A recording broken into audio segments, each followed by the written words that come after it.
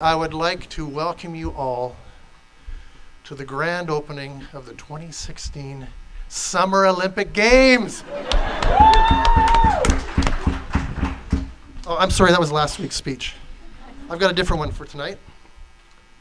I guess we're here not with the Olympic Games. We've opted to avoid the games entirely and come out to When Words Collide, Chapter 6.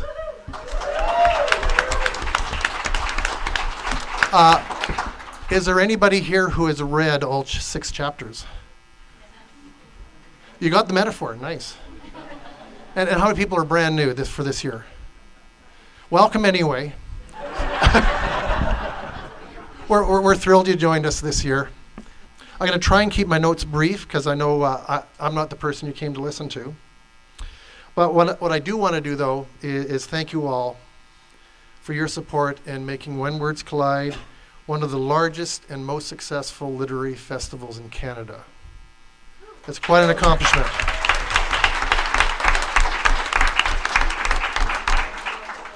Now, none of this could happen, of course, without the many volunteers and presenters who have given their time and talents to put this show together.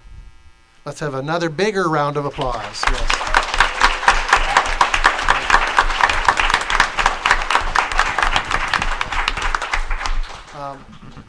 Seriously, without volunteers and presenters, we'd just be a few people meeting in the foyer. So it's very, very important. Now, we've got almost 200 presenters this weekend. It's like 188 or something like that. I lost count.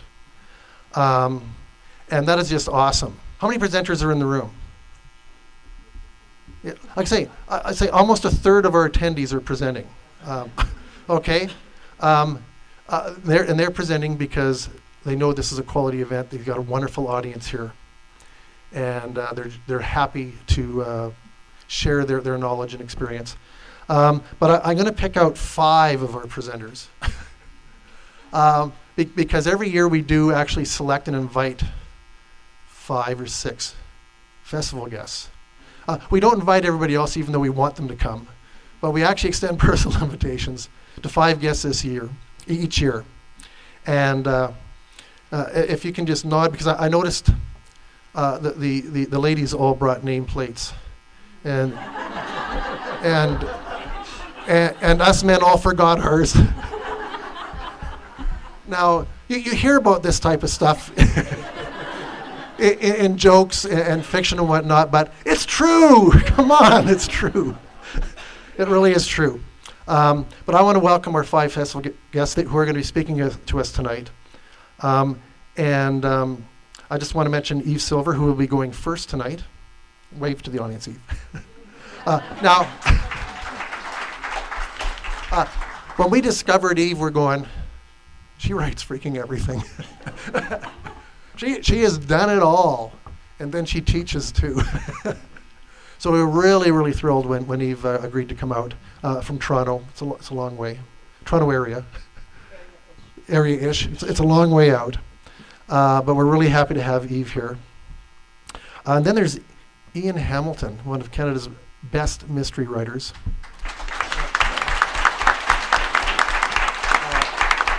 And I can say one of Canada's best because I'm reading his books. And all I can say is you should too. They are excellent. I'm a big fan of mystery fiction, and Ian knows how to do it. And I've only read his first book so far. I'm going to binge read the rest in November in Mexico. Nice. I do that every year. I go to Mexico in November and I binge read somebody. And this year it's Ian. You get to go too? No. It'll be like he's there though.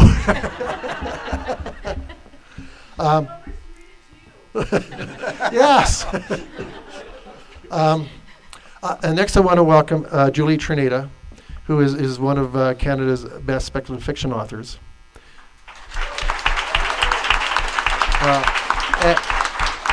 And also an editor. Often a lot of really good fiction writers also edit. Because every author has to self-edit, and if you get good at it, you start editing other people too. You can call me on that if you need to. Next, I want to welcome Robert Runte, who is the acquisition editor of Five Rivers Books. Now, Robert is not only an acquisition editor, he's also an author. Like I say, there's a close relationship here between people who know how to write and know how to edit. So welcome, Robert. And lastly is somebody you've probably never heard of. Marty Chan, YA author and playwright. Now, I have to say that both Robert and Marty have been here before. However, we felt that they were appropriate to invite as festival guests because of everything they give to the community. So thank you very much.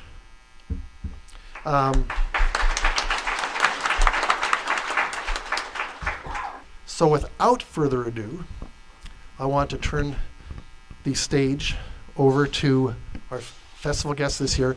And we're going to start with Eve Silver and go that way. So Eve gets to go first. I want to thank Randy, I want to thank Cliff, I want to thank every single volunteer who is part of When Worlds Collide. I want to thank everyone in the audience who's here to hear me talk a little bit tonight. And Mark, I got to thank you for my gorgeous new Kobo, because right before I came, my son absconded with my Kobo, and it's number 1 on my list to buy a new one when I get home, and now I don't have to.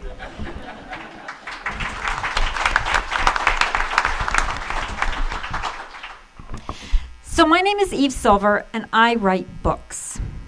I wrote my first book when I was 9. It was the story of an unwanted teddy bear who found a new and loving home. That was back in the day where snail mail was the only mail. And I sent that book to a publisher. And I waited months and months. And at the ripe old age of 9, I received my first rejection letter. It was a form rejection letter. It was a photocopy. I don't even think it was a photocopy. I think it was one of those mimeographed ones back in the day. And it broke my little 9-year-old heart. When I was 16, I worked graveyard shift at a gas bar running the cash. And during that graveyard shift, an enormous truck came by to fill up. And instead of staying in the outer lane, he drove right through the middle of the station, tore down the massive canopy, which then hung there teetering like an ancient Roman relic, knocked one of the pumps over, and there was a geyser of gas shooting toward the sky. At the age of 16, I wrote a short story about that event for my English class. My English teacher came up to me after I read my story out loud and said, "If you ever need a reference for college, university, wherever you decide to go, because clearly you're going to go into English, I will write it for you." Well, as high schools often do, our courses were all sort of mishmashed together, and I got moved to a different English class the week later.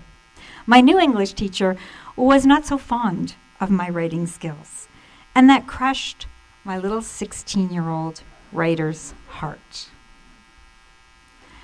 Time passed, and I started writing a romance novel.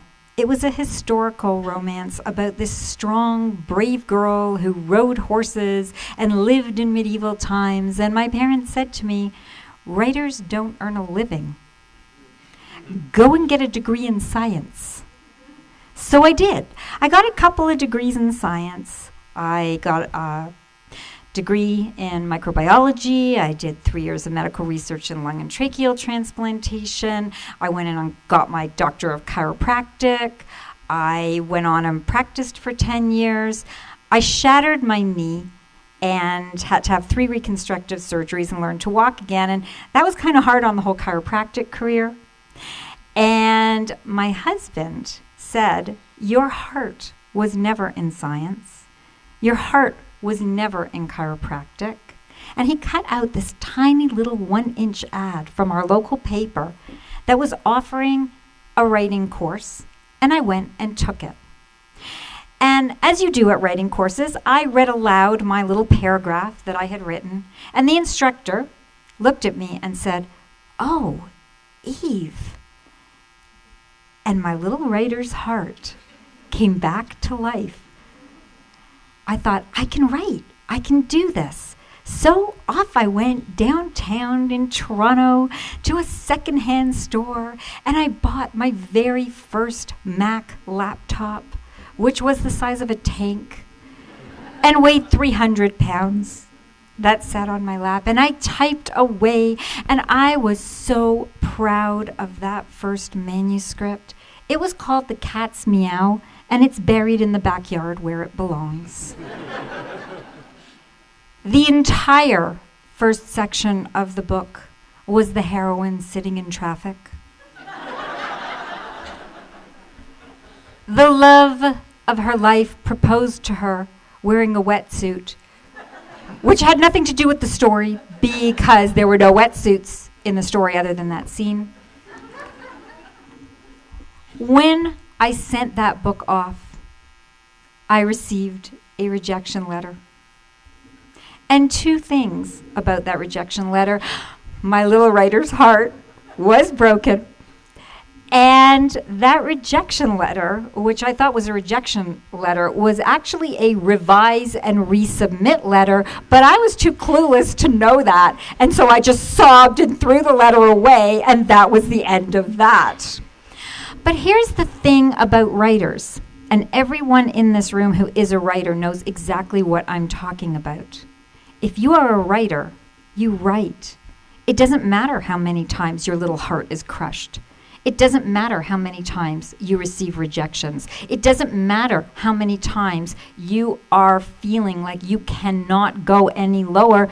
You keep writing. And that's what I did. I kept writing. And I wrote for a number of years after that. I wrote manuscripts, and I kept trying. And I joined a critique group, and the really amazing, supportive women in this critique group looked at me and said, "That is never going to sell. That really sucks." And my little writer's heart was broken. And you know what? The book that they said that about was actually the second book that I ever sold.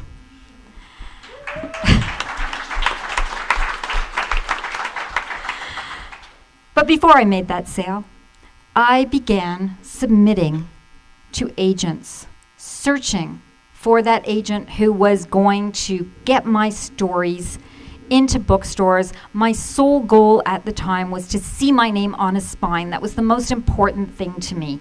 And so I submitted to agents, and I amassed rejection letters.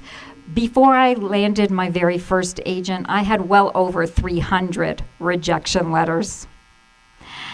Many of them were fascinating. One came with coffee stains and a footprint with just the word "no" written on it.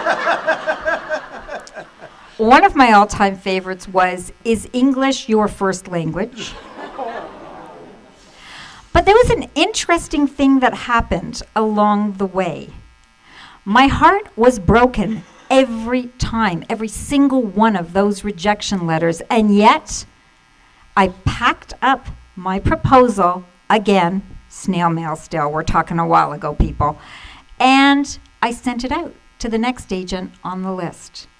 And I kept going because that's what people who want to get published do. No matter how many times they get kicked to the curb, they come back and they try again. And I kept doing that. And somewhere along the way, I heard about a publishing house where they had a new editorial assistant, and she was accepting unagented submissions. And so I sent her my proposal. And about a year and a half later, I got back my manuscript with a form rejection letter. But this editorial assistant had written a handwritten sentence right at the bottom. And it was, "By the way, books need a plot." And I was, "A plot? Who knew?" This was news to me. So I decided perhaps I should add a plot Now, I'm going to fast forward a few years. That editorial assistant later became an editorial director, and she and I are good friends now, and she actually bought some of my books along the way, despite the fact that she had rejected me at one point. As a matter of fact, I will tell you, I have been with 3 agents. All 3 of them rejected me at some point, but I kept submitting, and I came back again. I have now been with 16 editors at 7 publishing houses. Every single one of those editors rejected me along the way. This is a business. You don't hold a grudge. You don't say, oh, I can't believe they did that to me. What? My book is brilliant. No. There are many reasons for a rejection letter. Maybe my book wasn't the right book at the right time. Maybe that agent had just decided to represent a project that was very similar to mine. Whatever the reason for the rejection letters that I received, there was a reason.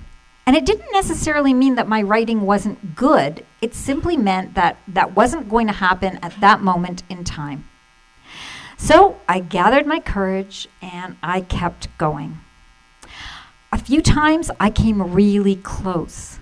One editor at a house asked for the full manuscript, and I would email her every 6 months, politely checking on the status. And 2 years passed. And I was young and naive, and when they said that we don't want simultaneous submissions, I believed them. So I only submitted to one person at a time.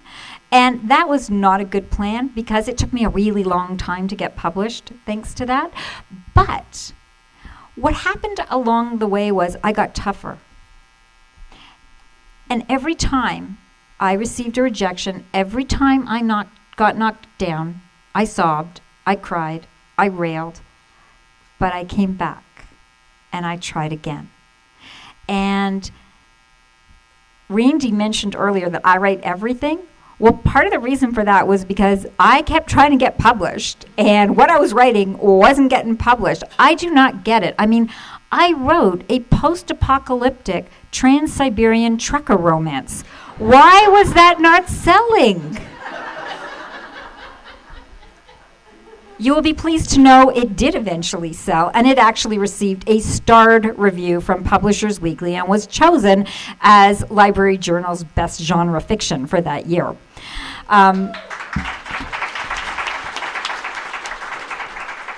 Thank you. The point is, though, perseverance is key. I received a lot of rejection letters for that project. I kept going. So my first publisher was Kensington Books, and I wrote historical Gothic suspense for them. And I truly believed with all my heart that if I could just get my books out there on the shelf, my readers would find me. And what I mean by my readers, the readers who liked what I wrote. And not every reader will like what I write, and that's okay. But I really believed that my readers would find me, and they didn't. And 5 books in, I was cut from Kensington Publishing. But I persevered. I sold books to Dorchester Publishing. And just as my books were beginning to succeed, Dorchester Publishing went bankrupt, owing me tens of thousands of dollars that I will never see. I picked myself back up and I said, that's okay. And I went on to sell to another publisher. And the editor who bought me at that house was so excited. She said, this is amazing. We love these books. We're giving you a 2-book contract. We're super excited. This is great. And the next week she left. So I got passed to another editor.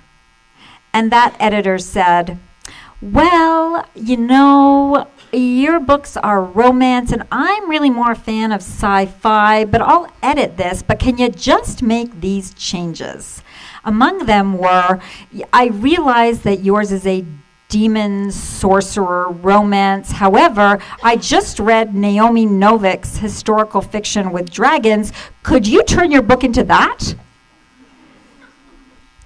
So I wasn't quite sure how I was going to do that, but I did somehow manage to add dragons, and I turned in that manuscript, and my little heart was crushed when the next week I got a call saying, "Hi, your editor left. I'm your new editor, and can you turn this into a comedy?" Now, anyone who's ever read anything I've ever written knows that I write dark, and I have zero capacity to write funny. So that comedy thing kind of never happened. I was very saddened by the outcome of that repetitive orphan situation where I kept getting passed from editor to editor.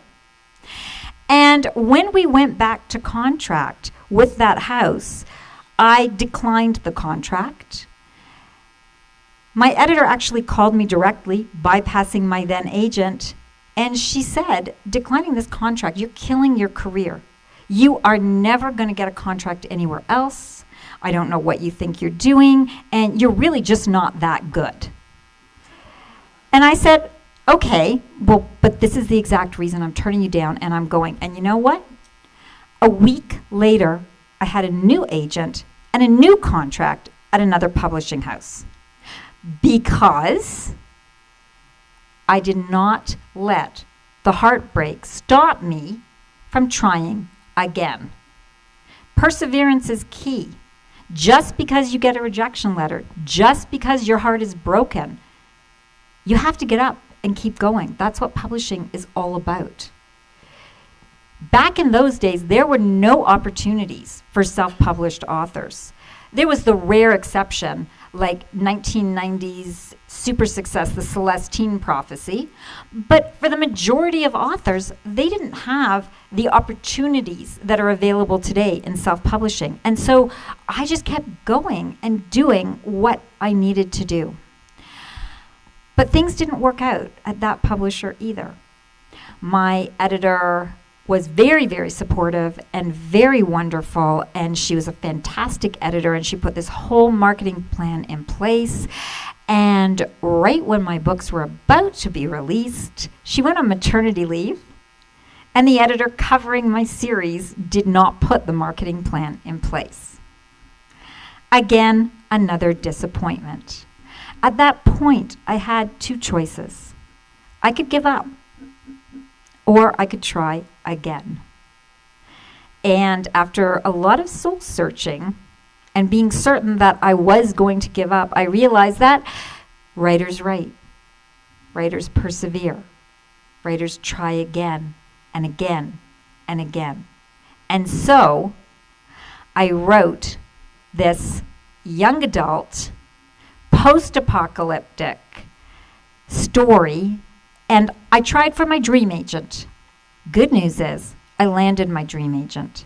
Bad news is we got rejection after rejection after rejection because I had missed the crest of the market. The rejections we got were, "The book is wonderful, but I already have 17 dystopian series on my list. I cannot buy another."